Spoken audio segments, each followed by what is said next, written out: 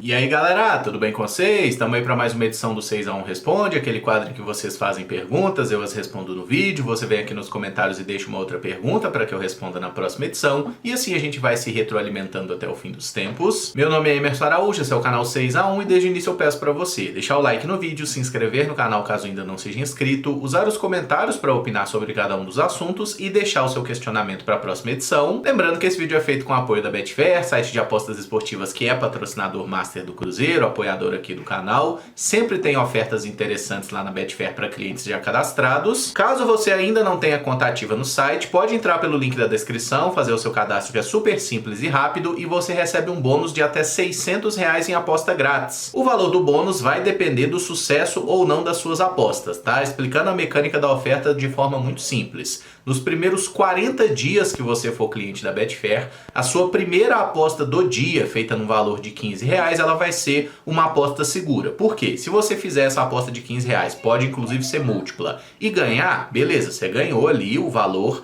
que for destinado. Se você perde essa aposta de R$15, no dia seguinte você recebe R$15 como bônus para utilizar na Betfair. Qualquer dúvida, dá uma lida nos termos e condições, porque tá tudo muito bem explicado, tá? E a gente sempre deve lembrar, né? A aposta esportiva é para ser feita com responsabilidade e apenas para maiores de 18 anos, tá? Não vai apostar com reflexo de vício, ansioso, sob efeito de bebida ou qualquer outra substância, não. Vai na moral apenas para se divertir. Começa com a pergunta do Henrique Alves. Com o atual domínio brasileiro nas competições continentais e a presença do Racing como intruso nessa final do Sul-Americana, isso pode fazer com que a Conmebol favoreça a equipe argentina na decisão, seja com logística, maior torcida ou até mesmo questão da arbitragem? Henrique, obrigado pela pergunta. Então, cara, da Conmebol a gente nunca pode duvidar de nada, tá? Porque a Conmebol é uma entidade que tem um histórico um tanto quanto controverso, né? São várias decisões que você fala, mas é sério que os caras fizeram isso? Até final de Libertadores da América na Espanha, que foi de quem a América se libertou, né? Em sua maioria, nós já tivemos, galera. Então, assim,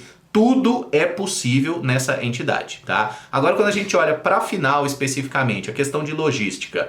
Bom, Buenos Aires está mais perto de Assunção do que Belo Horizonte, né? Eu acho que a logística ela é um pouco mais simples, mas isso não é algo que a Conmebol possa interferir, tá? E o local já estava marcado há bastante tempo, né? Não foi marcado depois de saber quem eram os finalistas, tá? Questão de ingressos, o que a gente tem de informação é que a mesma carga de ingressos é aplicada tanto para Clube A quanto para Clube B, tá? Então nesse aspecto também não devemos ter nenhuma diferenciação e vai ter mais cruzeirense ou mais torcedor do Racing. Naquele setor que a venda era geral, né, que a venda foi aberta primeiro, depende de quem comprou. Se tiver comprado mais cruzeirense, vai ter mais cruzeirense. Agora, você citou aí a arbitragem e esse é um ponto que nós realmente não podemos colocar a mão no fogo, é complicado, né, porque já tivemos em diversas oportunidades o próprio Cruzeiro, né, sendo prejudicado em torneios continentais, tá, contra argentinos, mas em outros confrontos também. Nessa própria Copa Sul-Americana também tivemos momentos questionáveis aí. Mas, cara, é assim, é jogar o jogo, é tentar não focar nesses fatores externos, focar no dentro de campo, né? Em fazer um plano de jogo bem eficiente para enfrentar o Racing,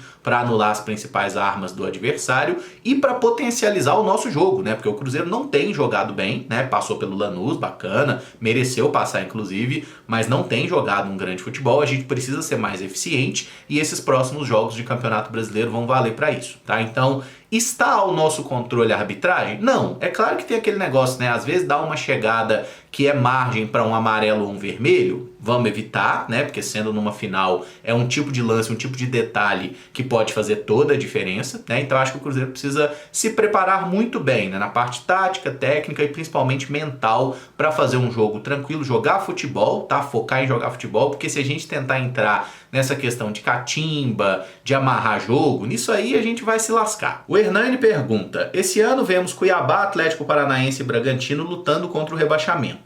Até que ponto a profissionalização dos departamentos do clube é suficiente para alcançar bons desempenhos dentro de campo? Hernani, obrigado pela pergunta. Nesse momento a gente vê como que o futebol brasileiro, em alguns pontos, a gente está um pouco atrasado em relação às principais ligas de futebol do mundo, né? Por exemplo, Aqui no Cruzeiro, né, desde a chegada do Ronaldo, da SAF e tudo mais, a gente não tem mais problema, a gente não ouviu em nenhum momento problemas do Cruzeiro atrasando algum compromisso, né, seja salário, direito de imagem, premiação, a gente não tem nenhuma informação do Cruzeiro atrasar absolutamente nada. E isso deveria ser meio que uma obrigação de todo clube, tá? Fora do Brasil, por exemplo, se você tem problema para pagar seus funcionários, se você não está pagando, está com transfer ban, enfim, esse tipo de coisa que é natural para clubes brasileiros, é um tipo de coisa que não é aceita pela maioria das ligas, né, dos campeonatos europeus. Tanto que na Espanha, por exemplo, você tem um fair play financeiro bem rigoroso, que às vezes não deixa inscrever certos jogadores se ultrapassar o teto salarial, né? Na Inglaterra tem menos limitação, mas a gente viu na última temporada, por exemplo, clubes que tiveram problema de não estar dentro das regras de fair play financeiro. Não é que o jogador estava com salário atrasado não, mas não estava dentro das regras, os clubes foram lá e perderam pontos. Uma coisa que aconteceu com o Cruzeiro, inclusive, né, lá na Série B de 2020, mas por causa de uma dívida antiga que o Cruzeiro teve inúmeras oportunidades de pagar num processo na FIFA, não pagou, até o dia que foi lá e perdeu os pontos, aí depois pagou, né, pra vocês verem como é a coisa, né, acho que os caras meio que não acreditavam, né, que iam ser punidos até que foram. Então assim, fazer o básico, né, ter um departamento de futebol, que a gente fala que é profissional, mas todos são profissionais, né, gente? Todos os clubes são profissionais, todos ganham por isso. Se você recebe para fazer um trabalho, você é profissional, essa é uma definição, inclusive. Agora você citou clubes aí que tem uma organização, né, e a gente pode citar o Bragantino, Cuiabá, clubes que conseguiram se manter na elite desde que subiram, né, o Atlético Paranaense já é um caso diferente, porque teve mais sucesso, inclusive, com conquistas importantes, é um clube maior também, e assim, cara, só um bom trabalho extra-campo, né, nessa questão da gestão das finanças do clube, nunca vai garantir nada, tá? Nunca garantiu e nunca garantirá. E você até falou na questão de departamentos, né? Eu acho que você vai ter sucesso no futebol quando conseguir aliar um bom trabalho no departamento de futebol com o departamento financeiro, digamos assim, né? Que o clube trabalhe dentro de uma gestão interessante, sustentável. Se todos os 20 clubes de um campeonato brasileiro, né, pensando na Série A, se todos os 20 clubes tiverem um trabalho sendo muito bem realizado, extra-campo, tudo em dia, pagando certinho e tudo mais, um vai ser campeão e 4 vão ser rebaixados do mesmo jeito, certo? Então, cara, assim, é isso que a gente tem que cobrar, né? Que todos os clubes estejam caminhando corretamente, cumprindo com as suas obrigações, igual a gente viu recentemente, né? Corinthians e Cuiabá se enfrentaram, o Corinthians ganhou do Cuiabá, inclusive, e o Ranieri, né, que era jogador do Cuiabá, um jogador de destaque, atualmente até reserva no Corinthians, mas o Ranieri estava lá nessa partida com a camisa do Corinthians, sendo que o Cuiabá não recebeu, né? O Corinthians não pagou o Cuiabá pela negociação do Ranieri. Tem que ter o básico, assim, ó, você não pode comprar um jogador, não pagar e usar esse jogador. Tem que ter mais mecanismos, né? Isso poderia ter sido, digamos assim, estabelecido se os clubes chegassem a um acordo para fazer uma liga, de fato, mas os clubes não conseguem fazer um acordo, no final das contas virou aí tudo um grande bloco de negociação de direito de transmissão, né? Mas essas regras que poderiam ser mais rígidas para que todos os clubes obedecessem uma lógica, né? Todo mundo ali recebendo um valor mais condizente com a sua participação, nada disso é tratado com seriedade no futebol brasileiro. O Admilson Silva pergunta: o que acha que acontece com os técnicos que eram bons no passado e hoje são técnicos comuns? Exemplo, Luxemburgo, campeão da Tríplice Coroa com o Cruzeiro e hoje é um técnico normal. Você acredita que ele tenha parado de estudar e acabou não evoluindo suas estratégias antigas para a era moderna? Admilson, obrigado pela pergunta. Eu acho que aí a gente tem que lembrar algumas coisas, cara. A primeira delas é, nenhum técnico é vitorioso para sempre, né? Os métodos no futebol, eles estão em constante transformação. Muita gente até defende que não é nem que as coisas mudem, né? É tipo a moda, né? Ela volta com um nome um pouquinho diferente e tudo mais. Mas muitas coisas no futebol que são feitas hoje são recicladas de ideias que eram realizadas no passado. Mas tem algumas coisas que mudaram, né? O futebol hoje ele é muito mais físico, ele é muito mais intenso, muito mais corrido, tem menos espaço. E assim, falando muito do exemplo que você citou, do Vanderlei Luxemburgo, qual que era a grande diferença do Vanderlei Luxemburgo lá na década de 90, por exemplo, quando ele aparece no Bragantino, depois vai pro Palmeiras, Parmalat, Corinthians, né? Ganhou basicamente tudo que tinha para ganhar, né? Só não ganhou a Libertadores, né? Mas o Luxemburgo foi um técnico muito vitorioso. Ele era um cara extremamente atento aos detalhes, né? Ele conseguia achar detalhes táticos, uma questão de visão de mercado, né? Em 2003 é um ótimo exemplo, né? Pô, vou tirar um jogador aqui que é importante para o jogo do Santos, atual campeão brasileiro, que foi o Maurinho. Vou tirar o Maldonado, que é um jogador importante aqui do São Paulo. Vou buscar o Márcio Nobre, que o Santos está negociando com ele, justamente para ter uma reposição ao David e para que o Santos não tenha um centroavante na reta final de Campeonato Brasileiro, que os times estavam discutindo.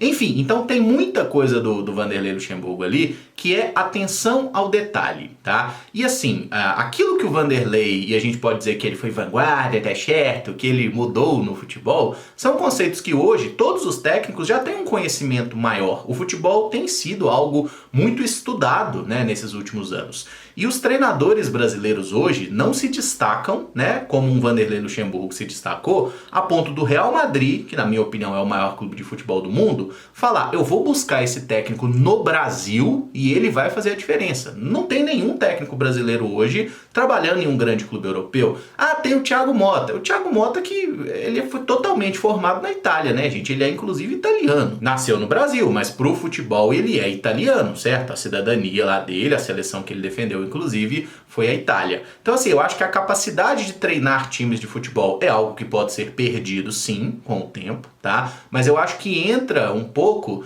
numa questão também de paciência, cara, tá? O técnico, ele é um professor, né? Ele tem que ter uma paciência muito grande para lidar com aqueles atletas e ele é um cara que precisa convencer um grupo de jogadores a trabalhar dentro da ideia de jogo dele. Isso não é uma coisa muito simples, né, gente? Sim, isso é um negócio até que eu acho bem complexo, essa questão do futebol, do cara tá sempre lidando com um grupo de 30 jogadores, ou até mais, igual acontece aqui no futebol brasileiro, e você tem que fazer todo mundo remar na mesma direção, sabendo que só 11 vão estar jogando, no máximo 5 que entram no jogo, ou seja, metade desses caras vão estar meio puto porque não jogam. O trabalho do treinador de futebol, ele não é uma coisa simples, tá? Então, pra mim, particularmente, não é nem uma questão de má vontade ou de não querer estudar, eu acho que passa um pouco por não conseguir ou não saber mais como atingir e como motivar os atletas de hoje, né, e tentar achar, né, que da mesma forma que você falava com os jogadores 20, 30 anos atrás, vai funcionar hoje em dia porque mudou, a geração mudou, as pessoas mudaram, a cultura mudou, né, e a gente vê até trejeitos do Luxemburgo que viraram folclore, né, pô, tem que entrar, capica puxer, tá certo, virou um personagem, ele abraçou esse personagem também, né, virou um técnico comum, como eu acho que você definiu muito bem aí. E o Brasil tem técnicos incomuns, acima da média? Não tem. A gente tem alguns caras jovens, promissores, que estudam, que podem virar grandes treinadores, né? O Fernando Diniz é até um expoente aí de um cara que tenta com uma ideia de jogo um pouco diferente chegar a algum lugar, mas a gente não tem hoje nenhum técnico brasileiro entre os melhores do mundo, tá? E é um ponto até para reflexão, né? É impossível trazer essa resposta com certeza, mas eu acho que passa pelos fatores que eu citei aqui. O Matheus Silva pergunta, você acha o time desse ano o melhor Cruzeiro tecnicamente desde o time campeão da Copa do Brasil 17 e 18? Matheus, obrigado pela pergunta. Então, a gente poderia até discutir, né? O time de 2019, que tinha qualidade técnica, não tinha outras qualidades importantes, né? Fisicamente era um time desgastado, já era um time veterano, não tinha muitas qualidades de hombridade, né, de respeito à camisa, isso aí não teve mesmo, né, parou de pagar, todo mundo parou de jogar, mas eu acho que tecnicamente é um time bem melhor do que qualquer de outro ano, e aí a concorrência ela é muito fraca, né, 2020, 21, 22, 23, o Cruzeiro teve times muito ruins, então é 2019 ou 2024.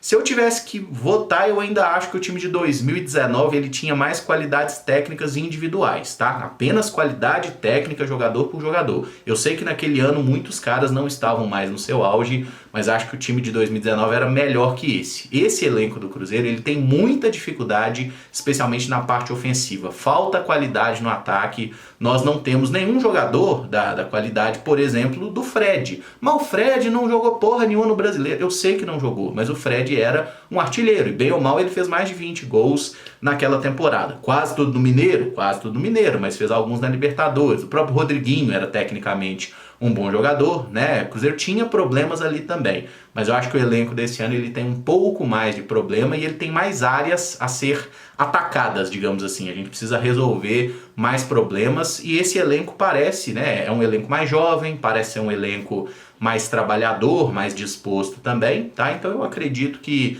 Esse time é melhor que os anteriores, mas ainda falta muita coisa até voltar a ser um dos grandes times do Cruzeiro. Se a gente for campeão da Copa Sul-Americana, certamente muitos desses jogadores nos parecerão melhores, né? Chega numa final, o Barreal decide, um Lautaro decide, o Caio Jorge, todos eles já vão subir muito na nossa consideração. O Leonardo Souza pergunta: o Marega, dentro da realidade, com um pequeno esforço adicional, seria um reforço para balançar BH? Eu acho que sim, viu? Leonardo, obrigado pela pergunta. Eu gostei muito da sua definição, né? Dentro da realidade com um esforço adicional. Ou seja, não é dentro da realidade, né? Mas, cara, assim, eu não consigo entender por que os cruzeirenses, eles... Na verdade, eu até consigo entender, é carência. Mas os cruzeirenses e os torcedores brasileiros em geral, eles se apegam a uns jogadores que não são essa Coca-Cola toda, tá? E o Marega não é ruim. Eu acho até um jogador que tem qualidade. Mas, gente, nós estamos falando do Moussa Marega. Nós não estamos falando aqui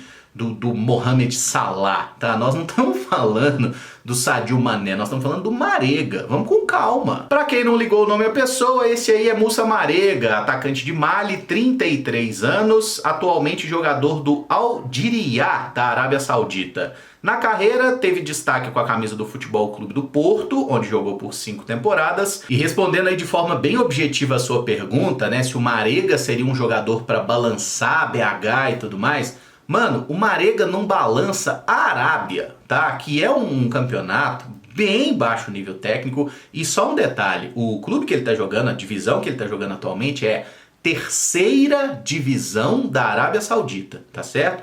Números de Moussa Marega. Última temporada dele, ele defendeu o Al Sharjah dos Emirados Árabes. 31 jogos, ele marcou 11 gols e deu 2 assistências. Temporada anterior, 22-23, foi aquela última dele no Al Hilal, que ele enfrentou o Flamengo no Mundial. Inclusive jogou muito bem contra o Flamengo, né? Que o Al Hilal faz 3-2 no Flamengo na semifinal de Mundial. Em 32 partidas ele fez 9 gols, deu 2 assistências. Aí as temporadas anteriores dele foram melhores, tá? 16 gols no primeiro ano de Al Hilal, no Porto ele vinha de temporadas de 12 gols, 15 gols. A melhor temporada dele foi 17-18, quando ele fez 23 gols em 41 partidas. O Moussa Marega foi um bom atacante do Porto, por alguns anos ali, bom atacante, chegou no Al Hilal bem também, mas, primeiramente, a idade pesa, certo? O tempo pesa para todo mundo. Ele é um jogador de um salário muito alto, tá? Inclusive, no Al Hilal, o salário dele era de aproximadamente 5 milhões de euros por temporada, tá? Isso dá mais de 2, quase 3 milhões de reais por mês, é muita grana, né? Ele sai do Al Hilal, faz um acordo de rescisão, vai jogar lá nos Emirados, não brilhou, né, nos Emirados também, e agora voltou para a Arábia Saudita, que está jogando na terceira divisão. Eu procurei aqui dados dele nesse clube e, gente, é muito difícil achar. Eu não consegui achar estatística, número de partidas e de gols, tá? Eu achei a classificação do campeonato, o time dele tá liderando o grupo lá da terceira divisão saudita. Eu consegui achar os vídeos de alguns jogos aí, tá? Mas é muito difícil achar porque é tudo em árabe, né? O alfabeto é diferente, mas consegui achar alguns jogos ali, mas eu falei, puta merda, irmão, eu não tô com tanto tempo assim para ficar assistindo um jogo da terceira divisão saudita. Aí consegui pegar alguns gols, vi ali uns gols, eu vi vídeo, tá, de 3 gols que ele marcou, pelo menos 3 eu tenho certeza que ele marcou porque eu vi nos vídeos, deve ter feito mais nessa temporada aí que o time tem 9 jogos até o momento, mas assim, não dá pra você falar, pô, vamos trazer um brother da terceira divisão saudita que deve estar ganhando um caminhão de dinheiro e ele vai ser a solução. Ele não era a solução no Al Hilal, ele não foi a solução nesse time dos Emirados e agora ele tá jogando nesse time da terceira divisão saudita, em que ele nem é o cara que tá metendo mais gol. Tem o Júlio Tavares, que é um cabo-verdiano aí de 35 anos, tá? Que também tá há muito tempo nesse mundo árabe aí, que tem até feito mais gols. E, gente, assim, é muito zoado você ver as imagens dos jogos assim, tipo, não tem nem torcida nos estádios. A terceira divisão saudita, eu não vou dizer que é uma várzea, porque uma várzea tem cobrança, tem emoção. Assim, é um jogo que parece um jogo de uma pelada numa quinta-feira à tarde ali e tudo mais. Não tem ninguém vendo os jogos, é um trem muito esquisito. Sinceramente, imagino que ele deve estar financeiramente muito bem resolvido, mas tecnicamente é um jogador que teve bons momentos no Porto, mas nunca foi um craque, tá? Não é o maior matador também. É um bom atacante, nada mais que isso, tá? E agora já com 33 anos, mais veterano, sinceramente, não é um cara que resolveria os problemas do Cruzeiro, tá? E eu acho que nem quer também, tá, gente? Ele tem mais 2 anos de contrato lá na Arábia, assinou até até o meio de 2026, né? São 2 temporadas completas aí por esse clube saudita. Deixa o homem quietinho lá, curtindo a areia lá, o ouro, muito ouro, inxalá, ganhando dinheiro lá. Acho que a vibe do Marega é essa, tá? Não acho que ele tá nesse momento competitivo. Até uma questão curiosa, né? Acho que jogar no Brasil seria interessante para ele. O português ele provavelmente fala, né? Foram muitos anos jogando em Portugal, inclusive. Então acho que o idioma não seria um problema, mas tem essas questões financeiras, né? Liberação do clube, salário dele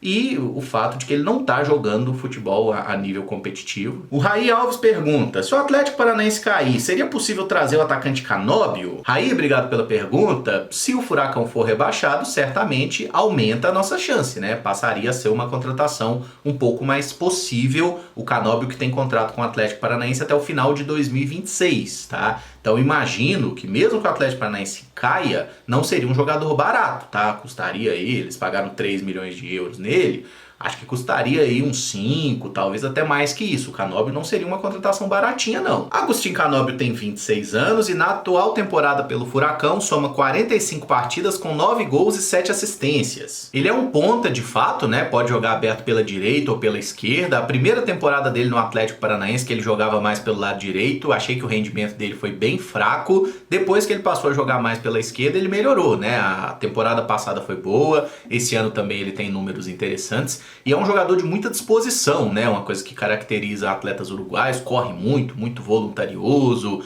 volta para marcar, um jogador que tem qualidade, tem velocidade. Eu acho um ponta interessante. Só que tem um detalhe, Canóbio não é um bom finalizador, tá? Não é um grande finalizador, definitivamente. Nessa temporada ele tem 9 gols, mas na Copa Sul-Americana, por exemplo, isso me chamou a atenção, ele é o jogador com mais chances claras de gols perdidas, né? Segundo o site SofaScore, ele perdeu 8 chances claras de gol só na Copa Sul-Americana, tá? Inclusive ele perdeu chances contra o Racing, né? O Atlético Paranaense foi eliminado pelo Racing nas quartas de final e o Canóbio poderia ter mudado aí o rumo da eliminatória.